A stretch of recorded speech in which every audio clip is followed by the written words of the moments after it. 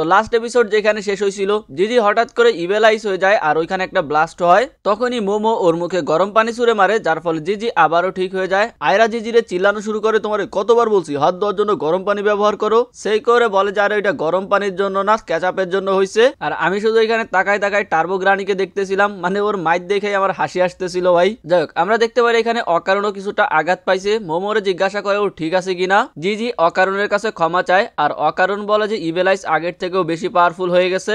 মোমো বলে যে দাদি আমাদের কিছু একটা করতে হবে, কারণ চাইলেও জিজি সবসময় সাবধান থাকতে পারবে না। এর মধ্যে এদের গেটের সামনে 4 জন লোক এসে দাঁড়ায়, যাদেরকে বিদেশি রক সিঙ্গারের মতন লাগতেছিল। এরা ভিতরে এসে অদ্ভুত এক পোজ নিয়ে দাঁড়ায়। ওদেরকে দেখে গ্রানি বলে যে যেখান থেকে আসছো ওইখানে ফিরে যাও। সো ওরা আবারও সেখান থেকে ফিরে যাওয়া শুরু করে। মোমো জিজ্ঞাসা করে যে হায়াশি পপ আসার কথা ছিল, তারা কখন আসবে। সেইকে বলে যে আমি সঠিক জানি না। এর মধ্যে মোমো বলা শুরু করে যে আমাদের প্ল্যান করতে হবে, কিন্তু সেইটা নিয়ে আয়রা ঝগড়া করতে শুরু করে যে আমি লিডার, আমি হচ্ছে প্ল্যান করব।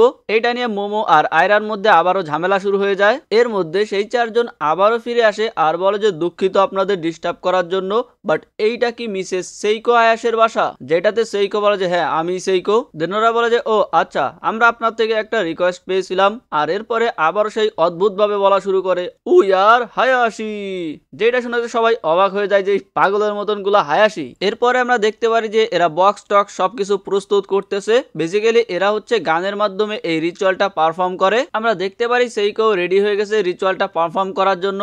মোমো অবাক হয়ে যায় যে এইরকম স্পিরিট মিডিয়াম, যেটাতে সেইকো বলে যে এরা স্পিরিট মিডিয়াম না, এরা তো স্পিরিট সেন্সও করতে পারে না, তবে এদের ইকো স্পিরিট যে দুনিয়া আছে ওই দুনিয়ায় পৌঁছায় যাইতে পারে। দেন ফাইনালি এরা গান স্টার্ট করে দেয়। সত্যি বলতে গানটা আমার কাছে ভালোই লাগছে, পুরাই রক অ্যান্ড রল। আমরা দেখতে পারি ভাই কবরস্থান থেকে আত্মা পর্যন্ত এই জায়গা চলে আসছে ওদের গান শোনার জন্য। বাকি সবাইও ভাইবে মাথা জাগাইতে থাকে। আমরা দেখতে পারি সেইকো জিজিরের সামনে রেখে হচ্ছে এই রিচুয়ালটা করতেছিল। আমরা ইভেল আইসের পাস্ট দেখতে পারি আর এই দিকে জিজি অনেক কষ্ট পাচ্ছিল, আরো বলতেছিল যে ছেড়ে দেওয়ার জন্য। সেইকো মোমোরে বলে রেডি হওয়ার জন্য, ওরা এই আত্মাটা বের করে মেরে ফেলবে। তো মোমো নিজের পাওয়ার ইউজ করে সেই আত্মাটাকে ধরে ফেলে। আমরা দেখতে পারি মোমো সেই ইভেল আইসের ছোটবেলা দেখতে পারে। যে বলতে থাকে যে ইভেল আইসকে মাইরো না, ও অনেক কষ্ট পাইছে, আমি তো শুধু ওর সঙ্গে একটু খেলতে চাই। জিজি লিটারেলি কান্না করতে শুরু করে আর বলে যে please don't kill evil eyes, don't kill evil eyes. Evil আইসরে প্রায় ওরা মেরেই ফেলতেছিল। তখনই সেইকো উঠে ওইখানের আশেপাশে সব আগুন নিভাই দেয়, যেটাতে সিঙ্গাররাও থেমে যায় যে ভাই কি হইলো। সেইকো ওদের কাছে গিয়ে ওদের মাইকটা নিয়ে বলে যে আর কোনো এক্সোরসিজম হবে না, ইভেল আইস এখন থেকে আমাদের ফ্যামিলিতেই থাকবে।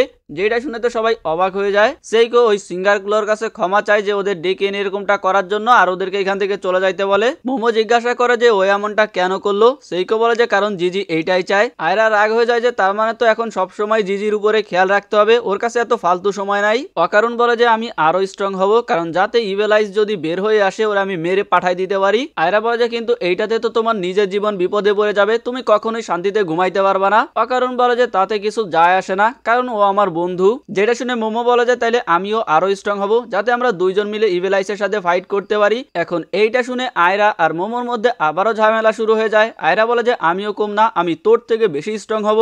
আর এইদিকে জিজি ইমোশনাল হয়ে গেছিল যখন অকারণ ওরে বন্ধু বলছে। তো জিজি অকারণের দিকে আগায় আসতেছিল ওকে জড়িয়ে ধরার জন্য। এর মধ্যে সেইকো নোটিস করে যে 2-1 ফোঁটা বৃষ্টি পড়া শুরু করছে। সেইকো কিছু বলতে যাবে, কিন্তু তার আগেই ইভেল আইস বের হয়ে আসে আর অকারণকে আবারও এক ঘুষি মেরে দেয়। এরপর ওরা আবারও কোনোভাবে জিজিরে শান্ত করে আর রিচুয়াল করার জন্য যারা আসছিল ওরা নিজেদের জিনিসপত্র নিয়ে এখান থেকে চলে যায়। আমরা দেখতে পারি এদের ঘরের প্রায় অর্ধেক নষ্ট হয়ে গেছে। সেইকো মোমোরে কার্ডবোর্ড নিয়ে আসতে বলে লাগানোর জন্য। এরপর আমরা দেখতে পারি সেইকো জিজিরে ট্রেনিং করাইতেছিল যাতে জিজি নিজের স্পিরিচুয়াল পাওয়ার কন্ট্রোল করতে পারে। আর এখন গিয়ে জিজি বুঝতে পারে যে স্কুলের ওই টাইমে মোমো এইভাবে হাত উপরে দিয়ে কেন রাখতো। এরপরে আমরা দেখতে পারি জিজি আর অকারণ একসাথে ঘুমাইছিল। জিজি ওয়াশরুমে যাওয়ার জন্য উঠে, একটু পরে অকারণও উঠে আসে যাতে জিজি কোনো রকম ভুল না করে। আমরা দেখতে পারি এদের ঘর ভাঙা হওয়াতে এদের প্রচুর ঠান্ডা লাগতেছিল।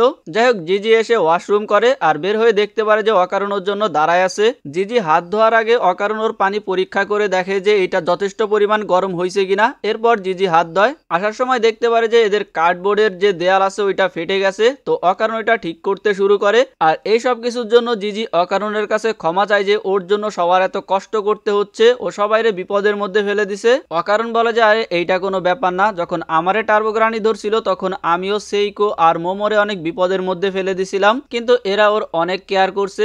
এর বদলে ও যখন পরবর্তীতে টাকা দিতে আসছিল তখন সেইকো সেটা রাখে নাই আর বলছে যে যদি তোমার উপকার করতেই হয় তাহলে তুমি অন্য কারো হেল্প করো, কারণ আমাদের তো এক একজন আরেকজনের খেয়াল রাখা উচিত। আর সেই করেই কথাটা অকারণের কাছে অনেক ভালো লাগছে, যার কারণে অকারণ সেইকোর মতোই হইতে চায়। ও আর একটা জিনিস যেটা না বললেও হয়তো, বাট ভাবলাম যে বলে দেই। অকারণ যখন জিজিকে হাত ধোয়াইতে নিয়ে আসে তখন মোমো দরজা খুলে দেখে যে সব ঠিকঠাক আছে কিনা, মানে হচ্ছে মোমোও কিন্তু ঠিক মতন ঘুমাইতে পারে নাই, টেনশনে ছিল।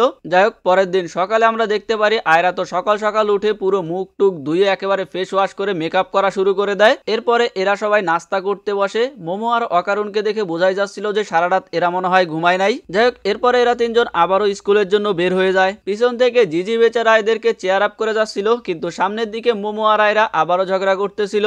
স্কুলে যাওয়ার পরে মোমোর বান্ধবীদেরকে বলে যে ও একটা পার্ট টাইম জব করতে চায় যাতে ওদের ঘরটা ঠিক করতে পারে, কারণ রাতের বেলা ওর অনেক ঠান্ডা লাগতেছিল। মুকো বলে যে রিডিনা বলতেছিল ওর কাছে একটা পার্ট টাইম জব আছে, ওর রেস্টুরেন্টের জন্য একজন ওয়েটার দরকার। যেটা শোনার সাথে সাথেই মোমো এই জব করার জন্য রাজি হয়ে যায়। স্কুল শেষ হইলে নিকো আর মোকো যায় অকারণের কাছে আর বলে যে মোমো তো জব করতে গেছে, তো তুমি আমাদের সাথে কফি খাইতে চলো। অকারণ যাইতে রাজি হচ্ছিল না, কিন্তু নিকো আর মোকো গুন্ডাদের মতন ওকে টেনে হিস্টে নিয়ে যাওয়া শুরু করে আর বলা যায় তোমাকে তো শুধু আমাদের সঙ্গে একটু কফি খাইতে হবে। অকারণ বলে যে কিন্তু এইটাকে তো ডেট করা বলে। ওরা বলে যে জিজি যদি মোমোর সঙ্গে কফি খায় তাহলে কি তুমি এটারে ডেট বলবা? অকারণ বলে যে না। তারপরে এরা আবারও টেনে হিস্টে অকারণকে নিয়ে যাওয়া শুরু করে। ওরা অকারণকে একটা মেড ক্যাফে নিয়ে যায়, যেখানে মেয়েরা অ্যাকচুয়ালি মেডদের কাপড় পরে সার্ভ করে। আর মোমো আসলে এই রেস্টুরেন্টে জব করতেছে, আর এই জন্য ওর বান্ধবীরা অকারণকে এখানে নিয়ে আসছে। মোমো অকারণকে দেখে অনেক লজ্জা পাইতে থাকে। আমাদের অকারণ ভাইও একটু লজ্জা পাইতেছিল, বাট মোমো বেশি লজ্জা পাইতেছিল। আর এই এপিসোড এইখানেই শেষ হয়ে যায়। তো ভাই এই ছিল আজকের ভিডিও, আশা করি তোমাদের কাছে ভালো লাগছে। ডান সপ্তাহে মাত্র একটা এপিসোডই রিলিজ হয় অফিসিয়ালি, তো এর চাইতে তো বেশি আর আমি সপ্তাহে দিতে পারবো না। তোমরা অনেকেই বলো ভাই নেক্সট এপিসোড কই থেকে তোমাদেরকে দিব আমি। ভাই যেহেতু আমি এনিমে এক্সপ্লেন করি, সো আমি আর আগাই যাইতে পারবো না। যদি মাঙ্গা এক্সপ্লেন করতাম তাহলে চালাই যাইতে পারতাম। যাই হোক, আমি মাঙ্গা এক্সপ্লেন করবো না, কারণ ওইটাতে অ্যানিমেশন দেখা যায় না, এই জন্য। তো আজকের মতন এই পর্যন্তই, ভালো থাকো সবাই, বাই বাই।